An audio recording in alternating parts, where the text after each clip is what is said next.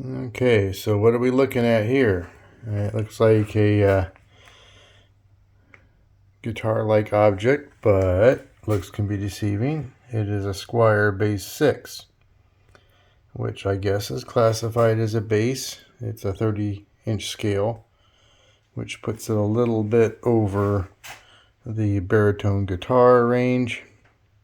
Anyway, what we're to do today is check some setup, and we're going to restring with some bigger strings. These are a little bit light, I think, for a bass. I'll check everything over. We might improve upon this bridge, although the owner has applied some tape around the posts. I have a method for locking this down a little bit tighter that doesn't involve soft, squishy materials, so we're going to try that. And yeah, I'm going to do a basic setup and clean up and test everything out, so stay tuned. Alright, well, let's see if this makes sound. Now, forgive my noisy amp, it's not grounded, so that buzzing is from my amp, not necessarily from the bass.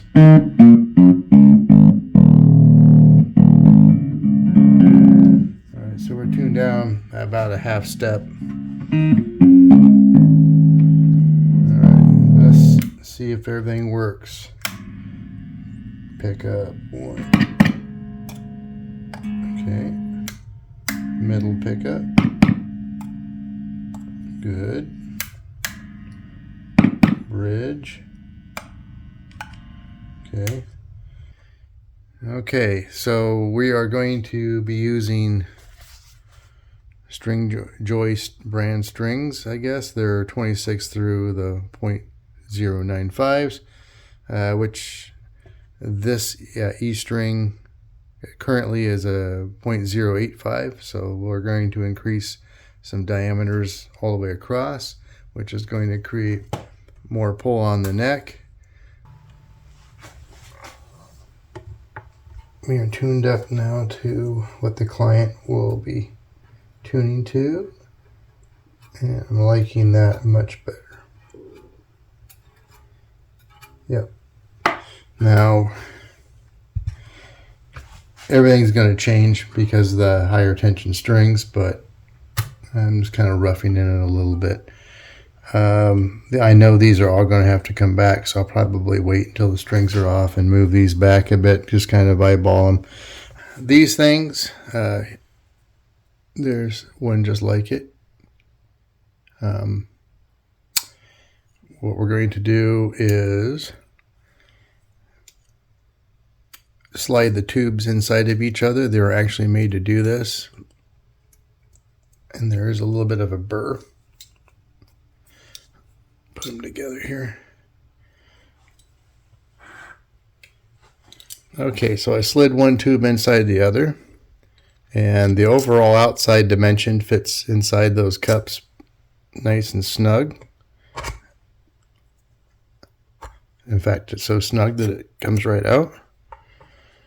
Okay, and so now these little feet, and for those who don't know, this is the adjustment. There's a hex key that goes down here that adjusts the height, and of course then this slides nice and tight into that.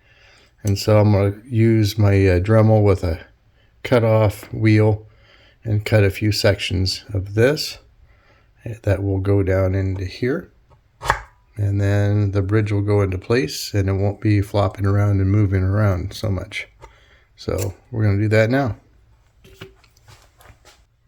Oh, and incidentally, if you're going to use like a hacksaw to cut, I usually would get a piece of wooden dowel that's the approximate size.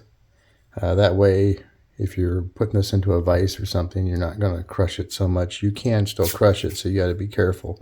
But you just put this in about an inch or so, just long enough, and you can cut it a lot easier.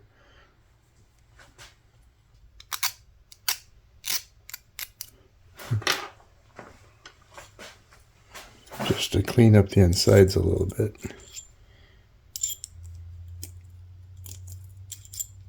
Okay.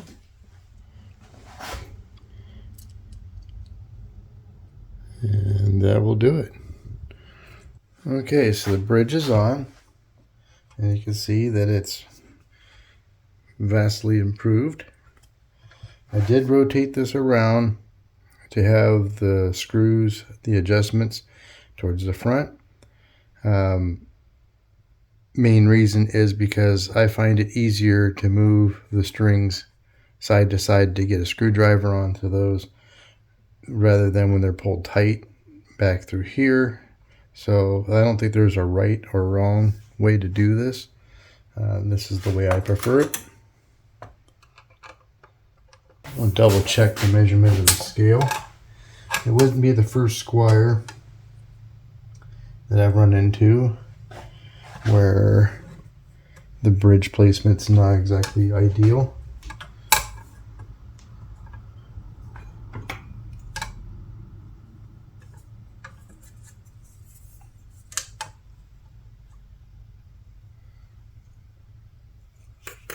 I think we're going to be just fine. I'm going to throw the new strings on right now. I'm worried about cleaning up all these fingerprints and all the...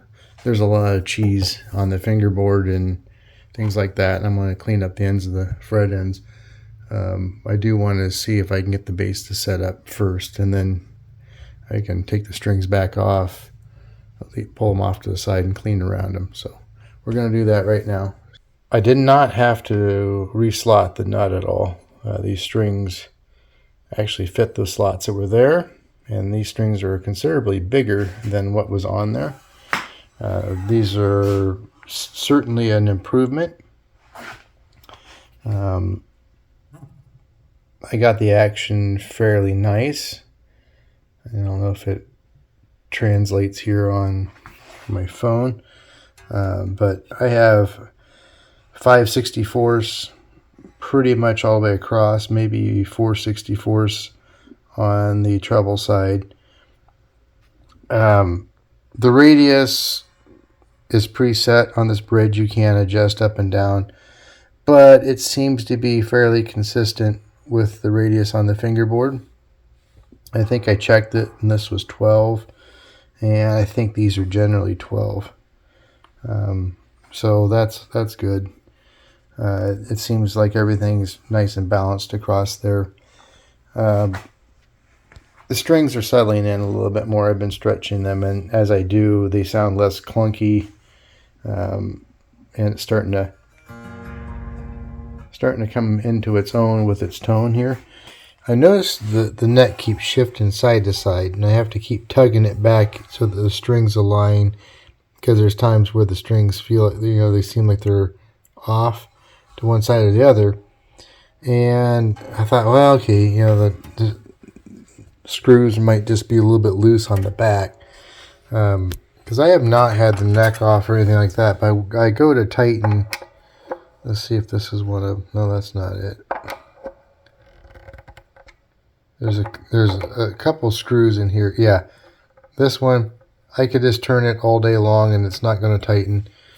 That one stripped out. I think a couple of these were just either drilled to the tolerances barely of the threaded part of the screw, or somebody's just overturned them and they act like drill bits and they just, clean the wood out. So what I'm going to do is take the strings off, the neck off, and I'm going to get some wood into these holes. I'm going to glue it in, then I'm going to re-drill those so that all these screws are actually pulling down, because at least 3 of them feel a little bit spongy. 2 of them are really bad, where the screw just turns and doesn't actually tighten.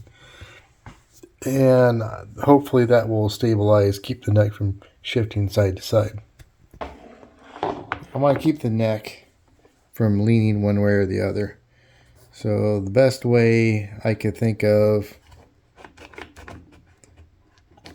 is to clamp a couple blocks on either side of the neck. And this keeps it from rotating side to side. At least enough to get the plugs in and everything.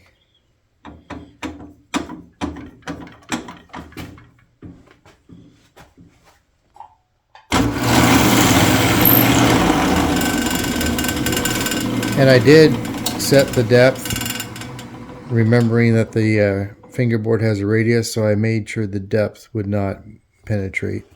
This all before I actually started drilling here. Alright, so I got some nice clean holes, and I'm going to now make plugs to go into those holes.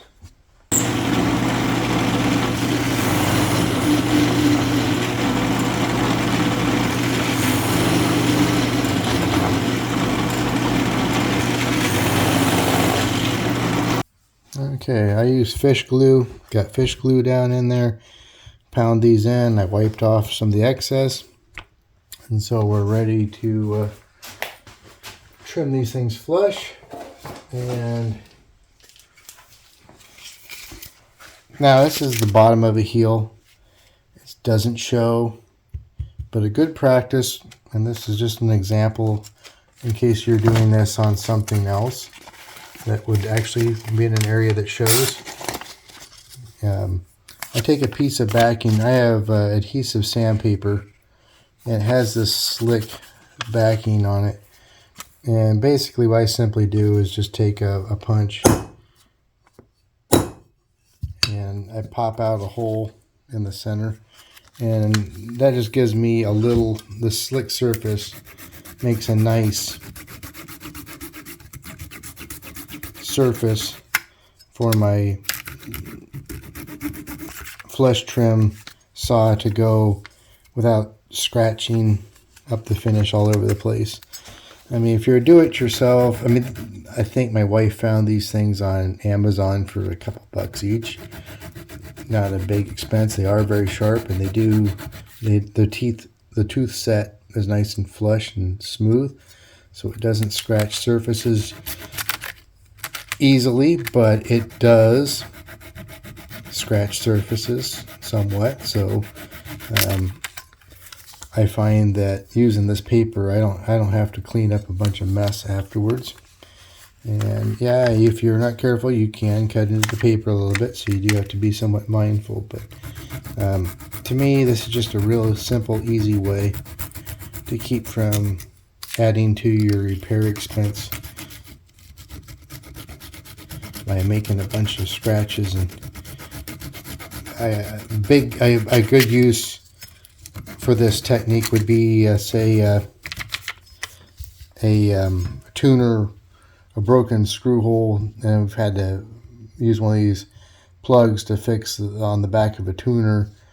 There's only so much of that tuner that's going to cover that, so you don't want to have a bunch of scratches outside of that. That would be a good example of a place to use this technique.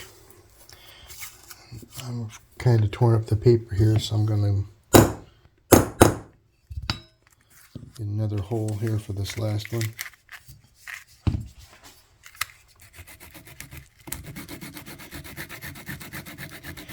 No matter how good these flush cut saws are, I find that I do need to go back with my chisel, clean things up, but it's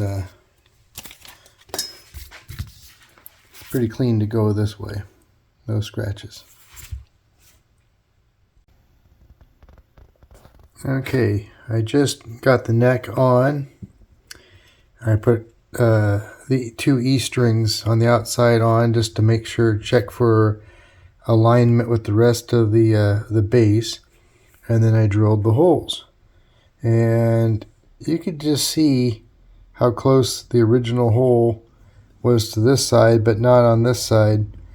The neck wasn't in very good alignment when it was on the base earlier. Now these appear to be more centered, and when I have the neck mounted, it is perfectly aligned, and the screws hold nice and tight. I will be beveling so the wood doesn't pucker out when I put the screws back in, but now this is actually drilled properly. This hole was already there. I don't know what, maybe it was the way they mounted the neck when they put it into the CNC, but these four holes are the only ones that I made. Incidentally, I also drilled these out slightly bigger, because Fender and a lot of companies tend to have where the screws are threaded through the wood, but you can't really get, with any consistency, two pieces of wood that have the threads cut. They just won't pull tight together. There's always a little bit of a gap, and that's part of the reason why this neck was sliding around in the pocket and keeps shifting. So now these will actually slide through. They fit nice and tight into here, and so as I turn this in, it basically pinches the neck to the body, using the plate on the back as a stop, and that makes it a lot tighter, better contact. So I'm going to get the neck back on right now and get the strings back on after a cleanup of the fingerboard and things like that. So stand by. Okay, looks like there's a star washer. Okay, I am going to put just a little puff of deoxit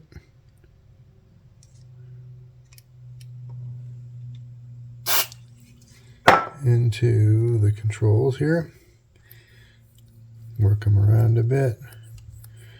Make sure they're not popping and scratching and there's no corrosion or anything. The bass did work when I tested it, but I like to check. I see a bunch of crud down here in the cavity. It's loose dust and stuff, so I'm going to get the vacuum, clean that out before I put the cover back on. And as per my standard setup service, I do check frets for all being level. There was two that I had to hammer back in. They were a little bit proud. And there's some sharp fret ends, so I'm just going to run a file quickly over those to make them feel a little bit better. I want them to be comfortable for the customer. So, and then I'm going to oil the fingerboard, clean that up, and I might run the Dremel, polish these up a bit more. They are there's tool marks on them from the factory, so I'm going to take care of that.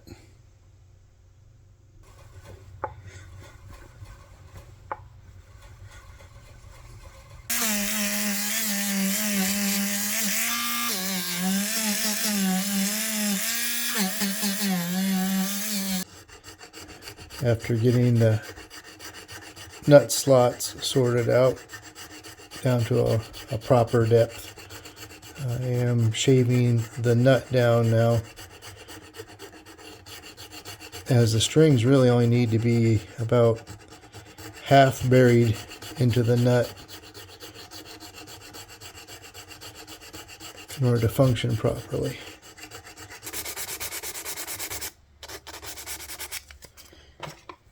And I use a little safe edge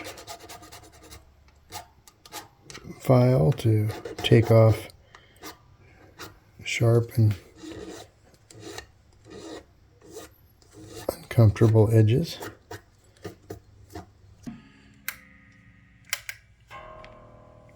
Let's pick up.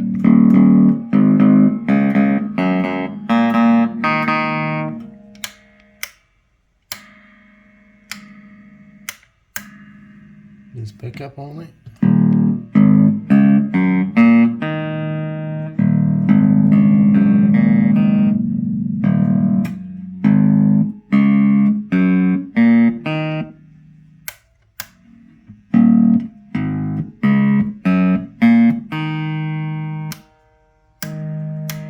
These two.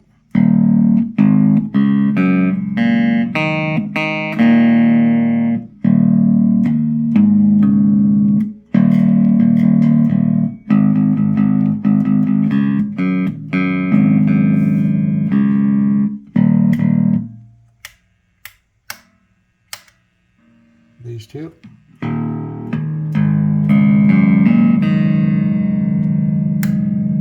Everybody on.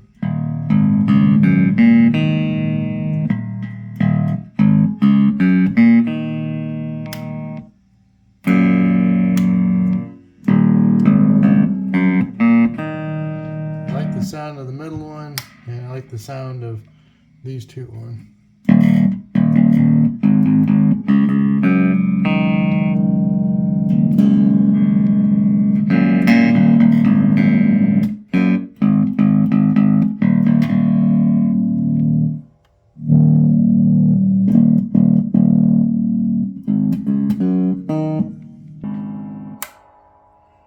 This button, we have everybody up here.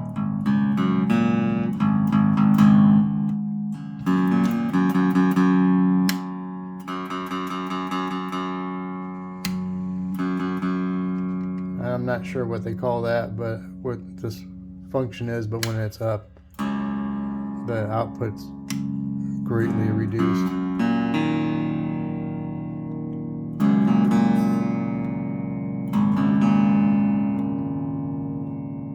Tone's working.